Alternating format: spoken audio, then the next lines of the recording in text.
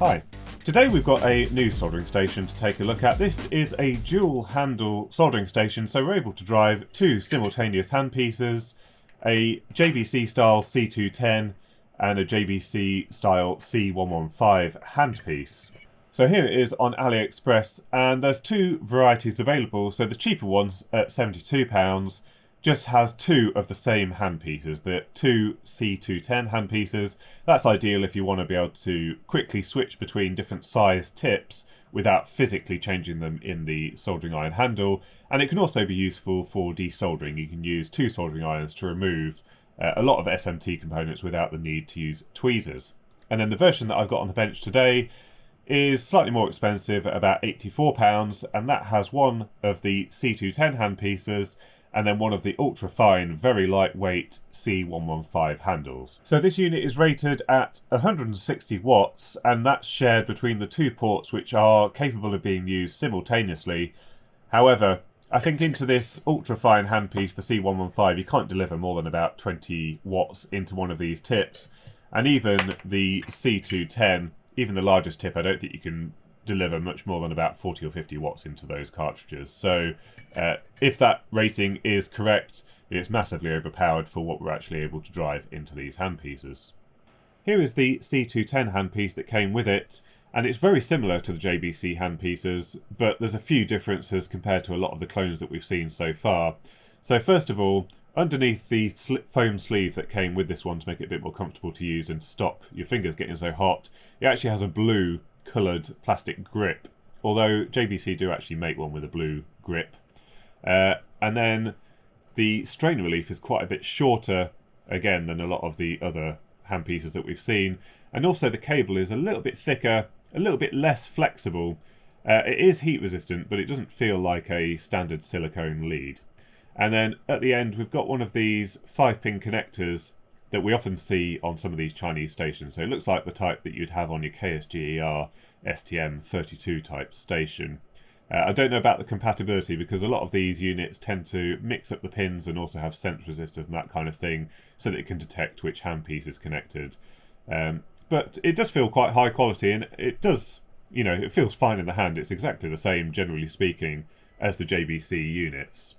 Now, we've not actually looked at a genuine C115 handpiece from JBC before, although based on the pictures it does bear a lot of resemblances to the genuine device. There is one difference in that the genuine JBC doesn't have this metal collar here, and they're obviously using this metal collar to detect when it's in the stand so it can put it into sleep mode. The genuine JBC actually has a plastic part here rather than this metal part, a bit similar to this other clone that I bought to try with one of the other stations. You can see it has a different connector on here, but this one looks a little bit more similar to the genuine JBC, and you can see this has the foam grip, more like the other JBC handpieces. This one has something a little bit more hard, and also I do find that this one probably isn't quite as comfortable to hold on to because it's kind of contoured in the wrong place. I think you'd want that narrow part a bit further towards the tip so that you can hold it closer to where you're actually soldering. But it is extremely lightweight. There's really no weight to this whatsoever. It has an extremely flexible and very thin wire, a bit more like what you'd expect, not as thick as the one that came with this handpiece. And just because it's bundled with this station, again, it has one of these 5-pin connectors. Now, in terms of the cartridge itself, the cartridges are quite expensive. They're quite a lot more expensive than any of the other JBC cartridges. I didn't see any for less than about £40 in the UK, whereas you can get the C245 cartridges for more like £20, sometimes a bit less depending on where you're buying from. But they are extremely small. Now, they are rated for not a lot of power. I think these are generally rated for about 20 watts into the cartridge, so these aren't going to do any soldering onto big ground planes or anything like this. This is intended for precision SMD soldering work. If you're soldering small components 0805 or smaller onto your board, this should do the job without any trouble, but you wouldn't try and use this to solder anything bigger than that. And you do have to be careful when you put this into the end here, because it does require a little bit of force to click it in. You have to be careful not to spike your finger on the tip. But generally speaking, it does feel pretty nice, and if you were using this day in, day out for some precision soldering work, I think this would be a lot more comfortable than one of the bigger soldering irons. Now, speaking of nano-sized handpieces, I tend to use this one quite a lot for my Metcal soldering stations. This one's a lot more comfortable to use for very small soldering joints, and also the tip geometries go down a lot smaller in size. But in terms of comparison, you can see that this is actually basically the same size. There's just a little bit of an extended distance between where you grip it and the tip, because they've added this metal collar, which means that you can't actually hold it there because it does actually get warm. The Handpiece Cradle is the same type that we saw on the Eichson T3A, the original Eichson that we had a look at. So it's this folded steel construction, painted black. There's a little dish at the bottom here which you can use for your damp sponge for cleaning the tip. And then you've got this nice collar here which accepts the JBC style handpieces, so it fits quite nicely into there. But there is no denying it, this is a very cheap Handpiece Cradle. It does have the banana jack again at the back, so we can plug in the included lead, and then you plug this into the station, and that allows for the sleep detection. So when this metal collar touches the metal part of the stand here, the system can know that the handpiece is in the cradle and can reduce the temperature accordingly. So here is the base station, and the first thing that you notice when you take it out the package is this is extremely lightweight. There's really no weight to it whatsoever. So I suspect all it's got in it is an AC to DC converter, switch mode, generic PCB at the bottom here somewhere, and probably a PCB at the front for the user interface, and then there's probably some wires going to the back for the various connectors, and I don't think there's much more in there than that. Now, it's in a fairly cheap plastic case, and for some reason they painted it in this chrome effect, which really makes it look pretty tacky. It would have been better off if they'd just painted it in a matte black. Unfortunately, the sheen and all that kind of stuff just makes it stand out as looking pretty cheap. On the bottom here, there's not much to report. There's just a couple of feet. On the back, we've got the mains connector. We've got an on-off power switch. We've got a couple of banana jacks. Those go off to the stand for the various sleep modes. So it came with two leads, one for stand A, one for stand B. And when you put the soldering iron in there, then it knows that the handpiece is in the stand. It can drop the temperature. We've got the two 5-pin connectors for the two soldering iron handpieces, and then one connector here for the ESD ground. Now it says AC220 on the back here, but the little sticky label on the side says 130 to 230 volts. So it probably does have a universal input AC to DC converter, although the range is slightly odd. You normally expect to see something more like 100 or 90 volts rather than 130. That's not quite low enough, generally speaking, for US voltages, for example. So I'm not really sure what's going on there with that. And they've got a website here, cputools.cn. Now at the front we have the user interface. It's got 3 tactile switches that are quite nice and clicky to control everything, and then just a OLED in the middle here, and that has the details for the 2 soldering irons. However, it is quite small in comparison to the rest of the unit. Even if they kept the resolution the same, it probably would have been nice if they'd increased the physical size of the OLED to fill a bit more of the space on here.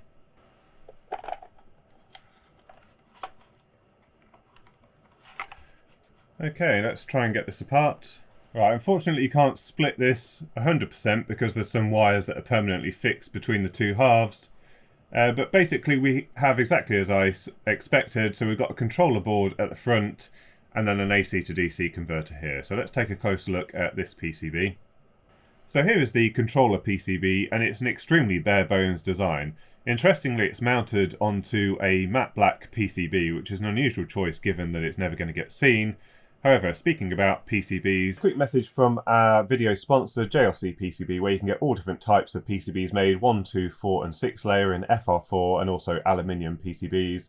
And they also offer PCB assembly with even more components available now, so up to 80,000 components to choose from, including through-hole parts now as well. So it's not just limited to surface mount parts. You can get connectors and all that kind of stuff soldered onto your PCB using their assembly service. So don't forget to visit JLCPCB for your PCB needs.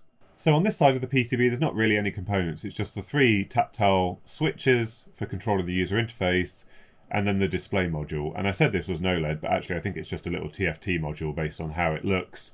and then the flat flex just goes through the board. There's no other components on this side. And on the other side of the PCB, you can see it's a very straightforward design. So first of all, we've got our power connector here from our AC to DC converter. And you can see the big track going around here through to the connectors. We've got a couple of N-channel MOSFETs here for controlling the heater, but no current sense or anything like that. So it's not measuring power into these heaters. It's just literally a MOSFET for turning on and off the heater. We've got a TVS here for clamping the voltage, should we need to. Just one series of analog components here. So this is an SG Micro SGM8552 single supply dual rail to rail precision op amp. So this is for reading the thermocouples on the two handpieces. We've got a little buck converter here for transforming the voltage down, suitable for the electronics on here, so just single supply rail. And not a lot else here. Under the flat flex connector is the controller, so let's see if we can have a look at what that is. So I have to zoom in a little bit. So this is a Gehe branded STM32 clone. It's an STM32M0 Plus 32-bit microcontroller with all the usual peripherals. So just a lower cost alternative to using a genuine ST micro part. But as you can see, other than that, really, there's not a lot else on there. We've got a little programming interface, and that's about it, really.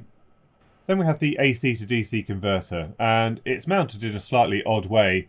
So I think there's just double-sided, I can't see any screws, so I think this is just double-sided taped onto this laser cut piece of acrylic, and then the acrylic has the screw holes for the original mounts. And from what I can see, it looks like this case was originally designed for a standard EI core transformer, and then these screws would have come through to hold it in place. It's got all the indents and everything in there to make it look like it would have just taken a standard EI core transformer. And in fact, I think this case, I have seen quite a few soldering irons that have a case very similar to this. I know CPC have a couple of soldering stations, and they almost certainly would have had the standard iron core transformer. So I think this is a fairly generic case for these soldering irons, and they've mounted this power supply there. So let's see if we can...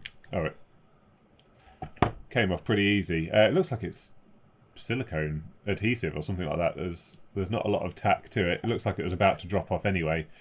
But there is not a lot to see in there. It's fairly enclosed by quite a significant amount of heat sinking. Is there anything on the bottom which says what it is? So I can't see any kind of rating sticker or anything like that on the power supply, but I am wondering if this is a reclaimed power supply. It looks like it was out of a power brick or something, because when I was looking at it, I noticed it had an IEC connector on the back of the PCB, and this connector looks quite dirty, like it's possibly been used. But they have just tacked a couple of wires onto the IEC connector here to bring it onto a connector to go to the back panel. Now, they have neglected to connect up the protective earth, and indeed the protective earth isn't connected to that little earth connector on the back here. And that protective earth is quite important, because generally on these switch mode power supplies there's a symmetrical network of common mode chokes and then suppression capacitors, and those suppression capacitors normally go to protective earth to take back the noise through the protective earth. And also there's the feedback network from the transformer, but then there'll be a capacitor across the transformer to bring back the high frequency noise that was coupled across the transformer windings through the interwinding capacitance, and that also gets sent back to earth. And without that, we'll probably find that these outputs have an AC component to them, limited in current, but we'll see that here on the connector here. So I think we're going to have to reconnect up the earth conductor back to here, but the power supply itself is fine, and I suspect it is out of fairly decent quality power brick. It's just that they bodged it into this case. Now we do need to re-stick this down onto the acrylic. You can see it basically got no adhesion. There's no indication that this ever really stuck properly onto here. Might be better to use a cable tie. In fact, I'm not sure what this sticky foam pad is for. It's probably to stop it rotating. But when this is all assembled back together, I did notice that this corner of the PCB is basically touching the controller board. So I think I'll pay a bit of attention and try and get it all to sit properly inside the casework. So if you are thinking about buying one of these, it looks like you need to perform a couple of modifications to make it safe. Right, so a bit of a substandard repair, but I'm starting to get the impression this is a substandard product. Individually, the parts are probably fine. Like I said, this is a power supply out of a power brick, quite clearly, and it probably was a fairly decent quality power brick. There's nothing wrong with it. It's just the way that it's all been assembled together makes this quite a dangerous device. Now, I have connected up an earth wire here. It's a little bit on the thin side, but this is only for testing. I don't intend to use this any further, given how poor this assembly is. What you could do is you could get rid of all the main stuff and put a power jack on the back and then have an external power supply, and then it would probably be fine. But I've had to sleeve the conductors that go to these sleep connectors at the back, because these are actually snaking past the mains connections here and very close to the exposed connection, so you only had the insulation on these wires here to protect this area from getting live, so not particularly great. So this will do for testing, but as I said, it's a bit of a substandard repair. It really all needs doing properly. So I'm just putting this back together, but you can see there's absolutely no cable management. So these wires that go to the soldering iron connectors at the back, and also the one that goes to the ESD earth that goes to the front panel here, there's nothing to stop it. Well, in fact, when you put the lid down, the wires just sit on the mains part of the AC to DC converter. So this is just a really great lesson in how not to design a product. This is really terrible. And that earth conductor here, in fact, sits right on top of the live connection to the power switch. So again, I've coated that completely in Kapton tape, but this is a real mess. It really is going to go in the bin, I think, after this review. But yeah, I'm going to use this with the isolation transformer. I think it's probably fine with the Kapton tape. It's got quite a high insulation rating, but really it's just really poor design.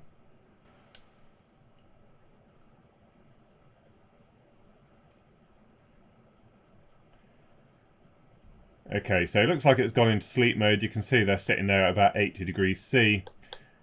Can we change the user interface?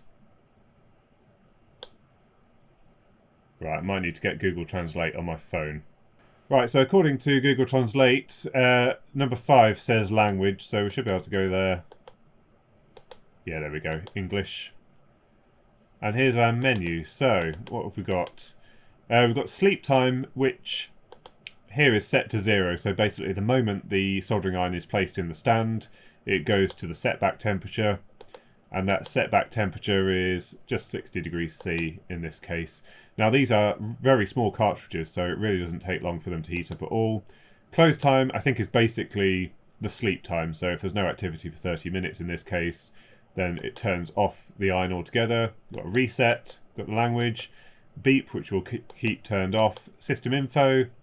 So this is the 1SCN twin output, and we've got some version numbers there.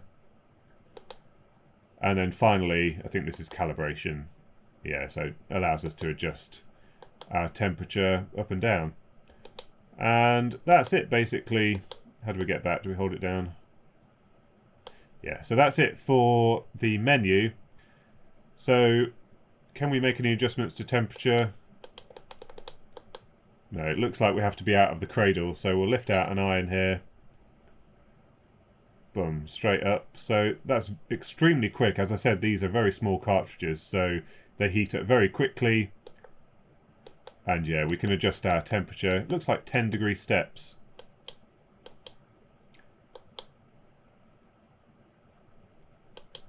So that's pretty straightforward. I'm surprised they've not gone for 5 degree steps. 10 is a little bit more coarse than I would have liked. Oh yeah, it does do 5. No. I didn't quite see what happened there. It seems to be quite random in terms of the temperature jump. And now it's going down in 10 degrees C. So, yeah, I'm not really sure about that, how that's... Now it's going up in 10 degrees steps, so I don't know what was going on there. With the other handpiece removed, again, the bottom one becomes active. Extremely quick at heating up, and if we remove both... Yeah, we can simultaneously use both handpieces together. So, I mean, functionally, that looks fine. So we will give it a quick test with some soldering, but it's not going to be very meaningful. Firstly, I haven't got any other tips for the Nano handpiece, so I'm not going to be able to do any decent soldering here, but we'll just check that it is functional and we're able to do some soldering with it. Right, so first of all we've got our pin header soldering board, which I had made at JLCPCB, so let's try a bit of soldering with this. First of all we've got the Nano handpiece, so let's try this.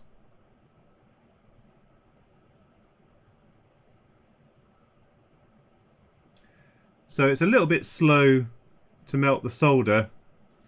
I wonder if this 1mm solder is just a little bit too big to work with the Nano tip. So I'll swap this out for some Solder King. This is the 0.5mm solder wire. Let's try again.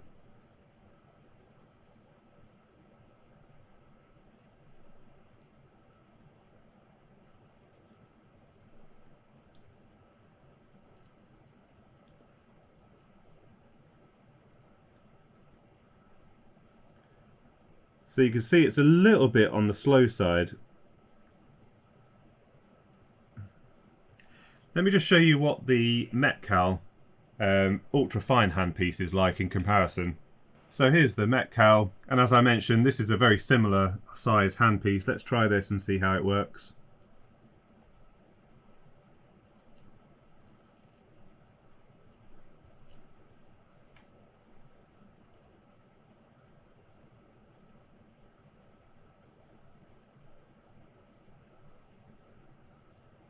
So you can see that's very rapid. Let's try with the JBC style handpiece again.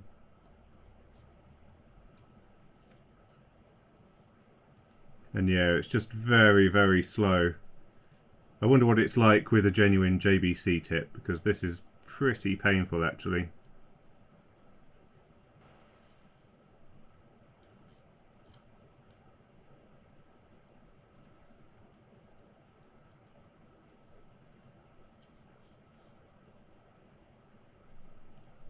So yeah, not hugely impressive there. Let's try the C210 with the station here.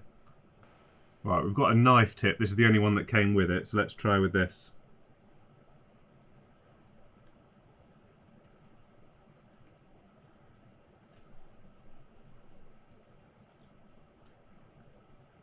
And that's definitely faster.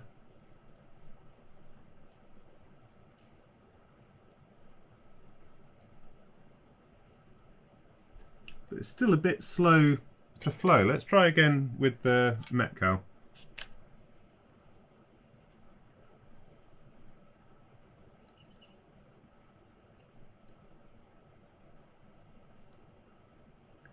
Yeah, you can just see how quickly the solder flows with the Metcal tip. Sorry, I'm a bit shaky. And then we try it with the JBC style.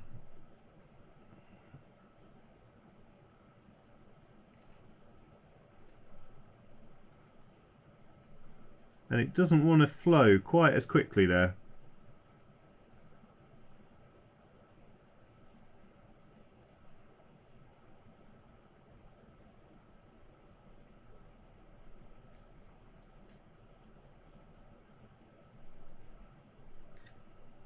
I bridged it, but yeah, doesn't seem brilliant actually. Let's try turning up the temperature. That's at 350. We'll try 370.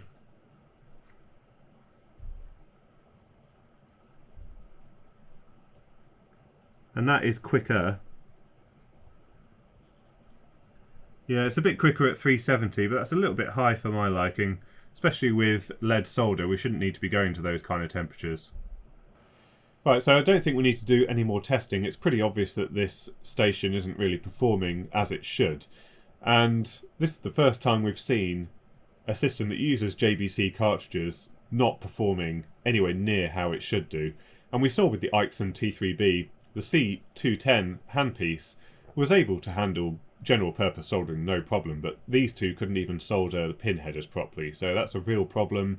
And if you were expecting to be able to use this for mobile phone repair, then there's absolutely no chance, because those mobile phone motherboards have so many copper layers, they just sink all of the heat from a soldering iron, and the fact that this can't do basic through-hole soldering on a PCB with no tracers suggests that it's never going to work on something that's higher density with more heat sinking in place. So really, I can't really recommend this product.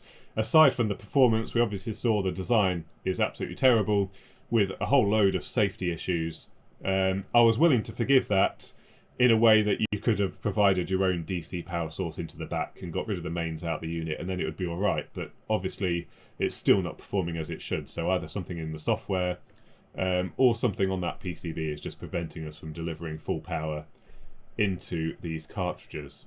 So a bit of a disappointment really. I wouldn't waste your money. If you are trying to find a lower cost station to buy, the Ixon seems to be the best value for money that I can find at the moment, so stick with that. I will put links to this in the description, but beware if you do buy it, those electrical issues do mean you do need to do some work before you power it on for the first time. Anyway, I hope you found this video useful. A big thank you to my Patreon supporters. Without you, I wouldn't be able to buy systems like this to try on the channel. So a big thank you to you. Leave any thoughts and comments in the comments section down below. Don't forget to visit JLCPCB if you're thinking about getting some low-cost boards made. And until next time, thanks for watching.